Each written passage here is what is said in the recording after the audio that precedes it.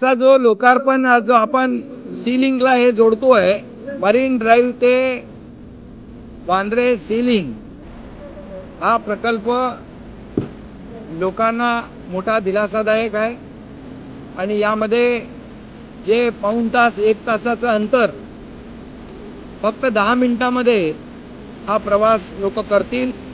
त्याच्यामुळे लोकांचा वेळ वाचेल, इंधन वाचेल, प्रदूषण कमी होईल। हा अतिशय महत्वाकांक्षी गेम चेंजर प्रकल्प मुंबईकरांना आज उपलब्ध होतोय।